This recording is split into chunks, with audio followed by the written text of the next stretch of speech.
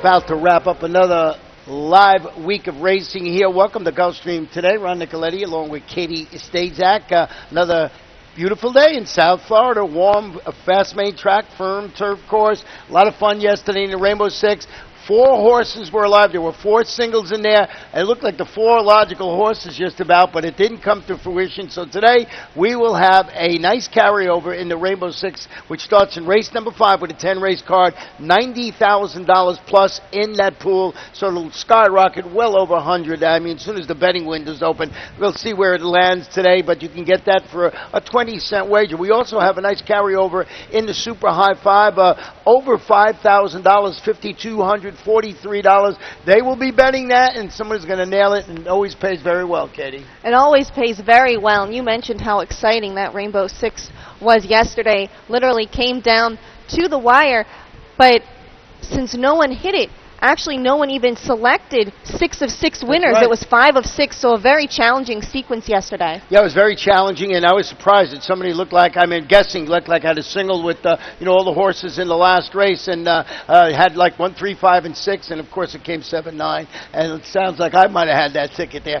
Before we delve into this 10-race card, let's say what's tweeting around the country, and the first one is good news. It is good news. Rajiv Mirage, jockey, we love him here at Gulfstream. He's always here in the winter and rides well. He suffered an injury in a spill the other day. It was on Friday, and he broke a couple vertebrae in his back and punctured a lung. But good news is that no surgery is needed for him. He's going to be out for a little while, but no surgery is definitely a great thing. Rajiv is still in the hospital, and Rajiv, we wish you the absolute best and a very speedy recovery. Yeah, he's a fun guy. I like Rajiv a lot. Everybody does. So another thing we want to talk about is a 2-year-old that's certainly bred to be a champion. Yes, Stone Street Farm, they run a bunch of horses here at Gulfstream, and here's one you might want to put in your Equibase virtual stable if you have one. I know she's in mine. Rachel's Valentina. Rachel, the names sound familiar. That is a daughter of Rachel Alexandra. She is training very well. Looks like she's going to be making her career debut soon, and hopefully we'll see her here at Gulfstream this winter. You would think we would for the 3-year-old races here when she turns 3 a little later on in December. So another thing we wanted to talk about was a horse that ran here yesterday and was very impressive. She was. That was Piaf winning and breaking her maiden at first, asking yesterday for trainer Ralph Nix. Windstar Farm tweeting it out how impressive she was. She is a daughter of Speightstown who stands there at Windstar, so recognizing the runners here at Gulfstream, and she's one to watch as well. Yeah, she looked pretty nice there, and she ran a great race, and she just had that look of a really nice racehorse, and we think Piaf probably named after that French chanteuse, Piaf. I'll let you be the French expert there. The first race today. Oh, that's Edith Piaf. If don't know, we were Ron, talking about very well cultured. Yeah, we were talking about it before we went on the air. That it maybe named. I'll check that out and I'll tweet it out later. If it was indeed named after Edith Piaf. Sunday's first race, 5 furlongs on the turf. Maiden claim is 3 and up. $12,500. Couple of things to tell you about here. First of all, scratch the 2 Trafficante. The 3-horse will race with blinkers on. There's an unpublished work on number 9, Massive John. It's 50-2. You'll get all this stuff updated when Pete Aiello, our track announcer, comes on. And also note the jockey change on the horse that we both have on top of our ticket, and that is Abram Paso. Today, ridden by Jonathan Gonzalez. And Abram Paso, not on the top of your ticket. I checked earlier. You scratched into him. I did scratch into him. I had the 2 Trafficante on top of the ticket, but he's a nice bet, to move up there. I think he just makes complete sense in this race, and you had him on top from the beginning, so he returned from more than a 2-month freshening to finish a solid second at this level and distance on June 25th. That's for trainer Oscar Gonzalez. Was really gaining ground late after getting fanned 5 wide, and he was the post-time favorite, so we'll see if he runs like the favorite today. Yeah, I had Trafficante on my ticket. It looked like the logical choice, and actually picks the 10, Abram Paso. For all the reasons you just mentioned, was 5 wide. Looked like this horse was going to improve in its second start. The second horse, we just have our second and third horses flip-flop. I have the 5 Gunnery, and this one will race with the blinkers off after dueling for the lead and fading late in the pair with those shades added. Trainers Milton Nunez, and he's got 7-pound apprentice Brandon Boulanger. I take the blinkers off, probably trying to throttle down this horse's keen early interest, and looks like a logical contender in there. Yeah, I could see any of these three really getting the victory here. I put Super Secret in second just because I was impressed with the performance coming off a 14-month layoff. Was off from over a year. Stephen DeMauro, 17% with horses making their second start back off layoffs of this length. He ran second before coming back to finish fifth behind Abron Paso and Gunnery last time out. So I just thought he had to have been, not ideally fit coming back from being that long off. So maybe today he'll be fitter. Yeah, and they're adding the blinkers today. And Stevie, talking about Stevie tomorrow, he's about 18% with first-time blinkers. So you see our selections in race number 1. We're going to go to a fast main track for race number 2. 7 furlongs, maiden claimers. Fillies and mares, 3-year-olds and up, $10,000. 8 runners in the field, no scratches or jockey changes to report. And we both landed on number 5, and that's Mischievous Charlie.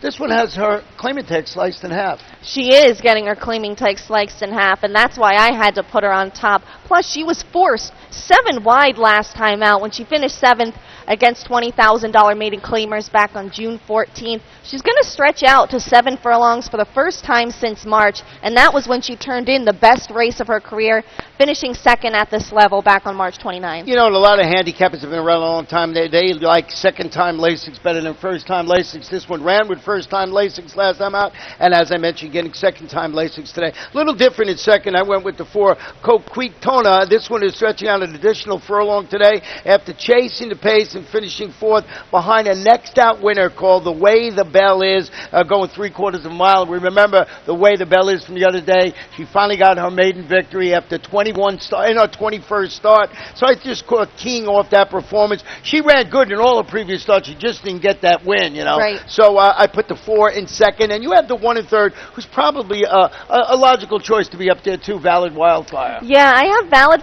Wildfire and Spiritual Leader both at the bottom of my ticket, and these are 2 more horses that really run consistently well but haven't been able to break through. Valid Wildfire has finished second in each of her last 3 starts. Spiritual Leader has finished 3rd in 4 straight starts, 3 times finishing just behind Valid Wildfire. So these 2 are pretty safe bets to hit the board in some degree. We'll see if they can break through and do a little bit better. Well, let's go to 3rd race today. 6 furlongs, claimers, fillies and mares, 3 and up, non-winners of 3 races in lifetime or a race since January 12th, $6,250. Once again, a clean slate with no scratches or jockey changes to report. And Katie and I both landed on number 3, Senorita Davina. Yeah, she's returned from a 4-month layoff to finish a strong second on July 4th, and that was an open company. So today she's going to face condition claimers. It's a bit of a quick turnaround, which was my only concern, but she is going to be making her second start off a rather long layoff, so it shouldn't be too taxing for her. Yeah, and I went back and looked, and it was 2014 in October, and the last time she made the same distance switch,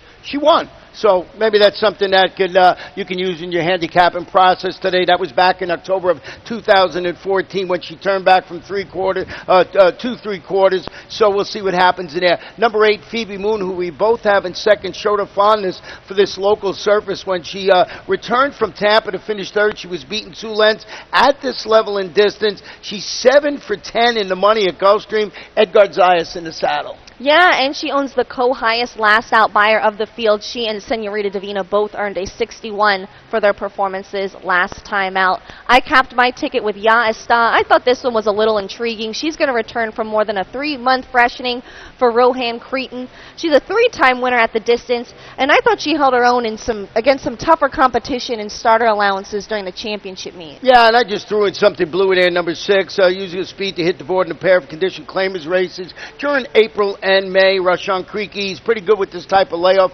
almost 25%. Jonathan Gonzalez rationing her speech. Looks like she'll be part of the pace scenario. And, by the 3rd race, you should be seeing how the track might be playing this afternoon, especially on the main track. The last couple of months or so, it's been tilted toward horses that like to run on or near the lead. So we'll see if that continues this afternoon. With that said, let's go to the turf for our 4th race. And this is the race right before the Rainbow Six. 7.5 furlongs on the turf. Claimers, fillies and mares, 3-year-olds and up with non-winners of 3 races in life or a race in 6 months. And we both, we're total agreement. I got to look around the corner to see what our selections are. We're in total agreement. We both have the 3, the business on top. Yeah, we've got a Clean trifecta here. Ron and I setting it up perfectly for you. The business is from the Charles Carey barn. She dueled through the stretch and finished third, but only beaten a length and a quarter against $10,000 open claimers on June 30th. Going to be making the advantageous third start of her current form cycle. Absolutely throw out the race 2 starts back when she was a well-beaten 10th. Not only did she rear at the start and cost the field a couple of lengths, she was also coming back from more than a 4-month layoff. Well, and ridden today by Hall of Famer Edgar Prado, and what a night he had, and what a day he had yesterday. Yeah, he went up to Delaware Park. He won the Delaware Oaks on a 54-1 shot in a horse that I like the name Calamity Kate. Calamity Kate, exactly. Went to the lead and put him to sleep over there and paid $110. So congratulations to Edgar Prado. He will be on to number 3, The Business today. Number 10, Silva Cova, is eligible to show more after responding last time out to the stretch out from 5 furlongs to 7.5 furlongs with a third place finish behind a repeat winner called Defying Gravity and a horse that's also in this race who we have in third, and that's the 9, Dawn Proud. Yeah, she's going to also return to face condition claimers after finishing 6th, but only beaten a length and 3/4 on June 30th. 2 starts back. She was a really solid second, only beaten a half length at this level and distance. My only concern was that she has yet to win over this turf course. She's 0 for 4. Yeah, and we both have the 9, Dawn Proud, and they're beaten a half length at this level and distance back in June. Drops a notch, turns back, finished a late closing 6 behind The Business last time out. One of those horses I'm not sure can win, but I think could be certainly on the ticket. And usually when I say that, they jump up and win. So just a reminder. As I mentioned, the Rainbow Six today starts in race number 5, over $90,000 in the pool. If you don't know, it's only a 20-cent wager. What a fun bet. And as we mentioned yesterday, it was so much fun. We had a $150,000 jackpot guarantee. Somebody was alive with 4 tickets. Didn't happen, but maybe today is that day. This is 1 mile and 1/16th, claiming 3 and up, $6,250. Clean slate again, no scratches or jockey changes. And Katie and I, we're in exact agreement again. 3, 1, 2, and 3. Take it away with Burning Time. I'm hoping we can pull through with these picks today, Ron. Burning Time, though, I really loved the way this horse ran last time out. He's looking for back-to-back wins after kicking clear to a length and 3/4 score on June 25th. He's a 3-time winner at the distance, and his trainer, Oscar Gonzalez, 22% with horses that won their last start. Yeah, and this horse early on was 12 lengths behind the pace. He came flying. It was a very impressive, visually impressive performance. So the reason I put it on the ticket, too. Number 8, His Time Is Now, will depart from the outside today. It's post number 8 after leading every step of the way last time out to defeat Similar. Won that race by 3+ lengths. He'll be running and gunning as soon as they spring the latch today, I would think, because he's out there in post number 8. But he should have a clear shot, and I think he'll be part of the pace. Yeah, and the way the track is playing, he is going to have the advantage over a horse like Burning Time. But we talk about Gonzalez being 22% with horses looking for back-to-back wins. Trainer Manuel Carrasco, he's going to look to break a streak. He's 0 for 13 in that category. And we both have the 5, so Sparky in third. And this one now in the Alfred McIntosh barn. It's a 6-year-old, makes his first start. He rallied to finish third behind a really nice horse that we know very well here, and that's a repeat winner called Chillin' Dillon, and that was back on May 17th. Luca Panici in the saddle. Yeah, he's going to have freshness on his side, not having run since May. And we have these 3 here, and like we were saying, we're in agreement, but if you have a chance, you might want to go a little deeper in that race. I'm not convinced of any real horse in that race, because the horse we have on top closes, and as we've been mentioning throughout this thing, the closers have not, they've won, but they haven't been the key to winning races here on the main track as of late. The 6th race this afternoon, 5 furlongs on the turf, maiden special weight, 2-year-olds. This is the first of 2 excellent 2-year-old races on the card in here. We're a little bit different in here. I'll let you go with the number 8, Cajun Shill, first. Well, Cajun Shill, I'm excited about seeing this one finally get a chance to run on the grass. He's a son of Artie Schiller. He's bred for it, and he was supposed to run on the grass last time out on June 27th, but his race was moved back to the main track due to weather. He's been solid in each of his first 2 starts. He was 3rd, then he was 2nd last time out, and he just continues to work really strongly, so I'm thinking he can break through running on the grass, but I've heard some very nice things about the horse that you have on top of the ticket. Yeah, the reason I let you go first is my best bet this afternoon. I'll tell you why, and that's the 11 Bridge of Flowers. Now when the Rashawn Creek Barn makes his first start since rallying to finish fourth behind a horse called Francisco Blue, who came back and won the Bird on the Wire stakes in there. And another horse in that race, Ranger in Paradise, came back to break its maiden by open length. So a key late. The barn is 29% with new additions to their shed row. Jonathan Gonzalez, I'm going off the key race angle here, off Francisco Blue, coming back and run exceptionally well and winning the stake. Like the breeding on it. Also have the 8 Cajun Shield for all the reasons. Bred on both sides of the family tree to run well on the grass. And we both have number 4, My Kind Cat, in third. This one's going to debut for trainer Wesley Ward. That is always dangerous, especially on the grass. And we mentioned Edgar Prado. He's going to be riding this one. He's winning at a 57% clip when he rides for Wesley Ward. He's won 4 of 7 starts for the barn, including 2 on Thursday. But Ron, I have one question for you. Bridge of Flowers is your best bet of the day. Are you singling him here? I'm not. I went too deep in there. I also threw the 8 because Cajun Shield. I had to, with that breeding, I just couldn't let Artie Schiller get away. So did not have a single today, but actually made the Bridge of Flowers my best bet. I love that race. I don't know what's going to happen in it. I'm hoping it's Bridge of Flowers, but I wouldn't be shocked if a couple of horses ran really well in it. As I mentioned, we have another excellent 2-year-old race right after that one, and it's 5 furlongs, maiden special weight 2-year-olds. This one is on the main track. Scratch the 1 Casino Dude in the 14 yearbook. The 13 is going to get in and run, and we want to go back and show you the performance of the horse we both have on top, and that's Hard Nut to Crack, who's sort of stepping up, but I think it's a lateral move. I agree. This was from a $50,000 maiden claiming event,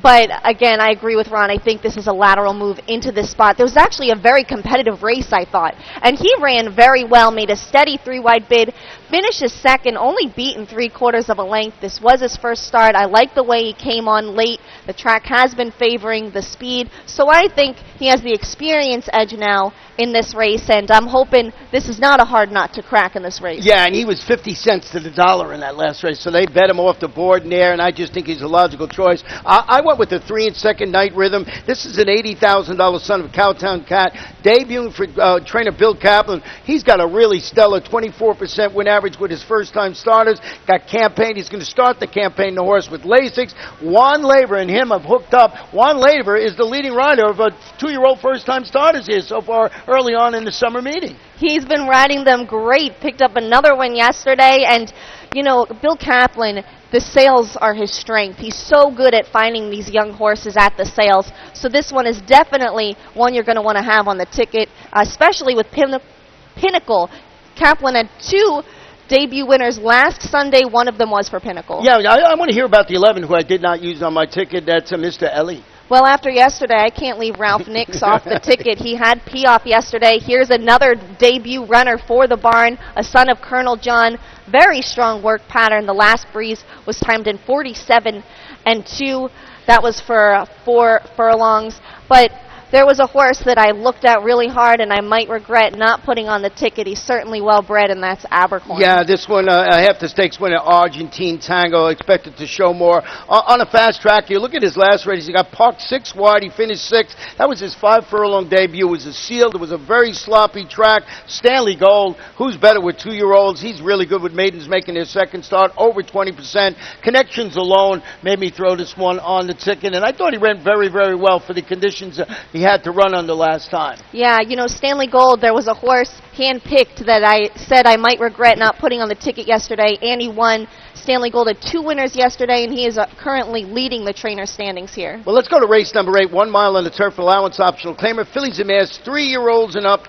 Jockey change on the number 10 horse, make the rider Manny Aguilar, and we want to go back and show you a performance of the number 5 horse in here, and that's Cracking Good Pins, who Katie has right on top of her ticket. I thought he was very game last time out, and he's going to duel throughout the stretch here. Even drifts out a bit, but he's going to hang on for the victory. He's 6 for 8 in the money at this distance. You're going to see him here. He's completely attacked. Horses coming on from all sides, but he's going to hold on. I just thought this was a very tenacious performance, and we'll see if he can make it back-to-back wins today. Yeah, that was the first start in the barn for trainer Ron Spatz. I did go with the number 9, who you have in second, Jazzle's Dream. Impressed when returning from a 14-month layoff with blinkers added and proceeded to defeat, I thought, a solid group of maiden special weight runners going 7.5 furlongs. The daughter of Jazzle going to be tested for class, of course. It's a first race against winners, but I thought we had the logical two up there. You closed it out with the number 6 horse Standard Deal. I went with the 4 Sweet Morgan. What's with the Standard Deal? Well, here's another Stanley Gold runner. I just thought that she has a class edge here. She stakes place, has been running against tougher company than some of these others.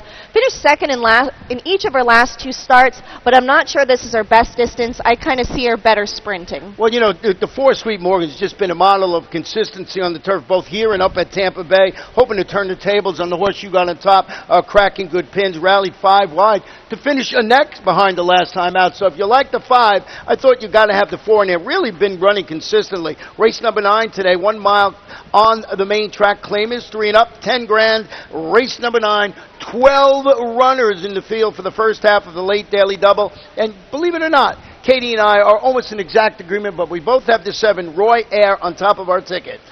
We're almost in exact agreement, but I'm not completely sold on anyone in here. I actually think it's a very wide open race. This one's from the Barry Croft barn. Finished 3rd at this level on June 10th. Made a 3 wide bid and held on for the show when going 7 furlongs.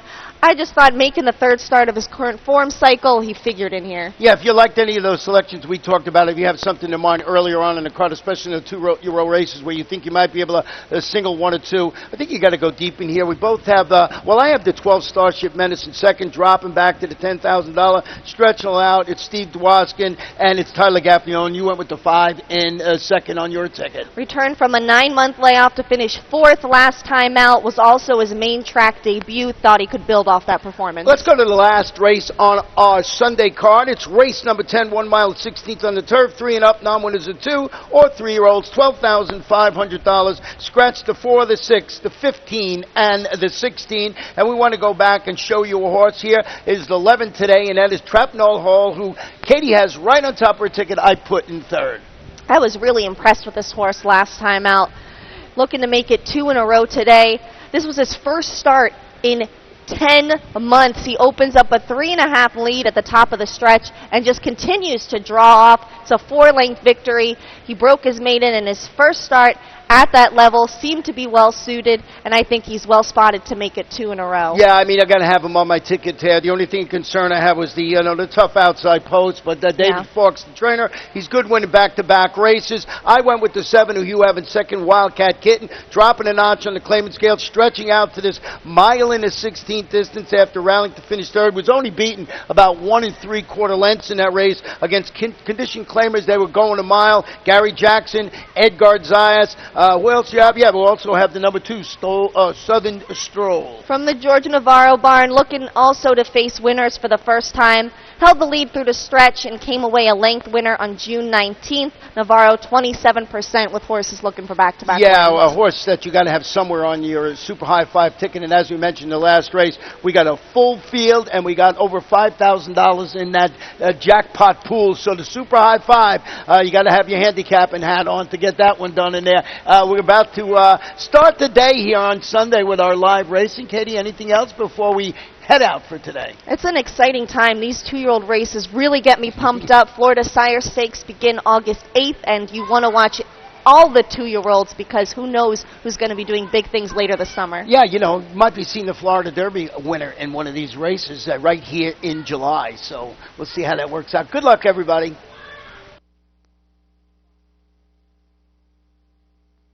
The Rainbow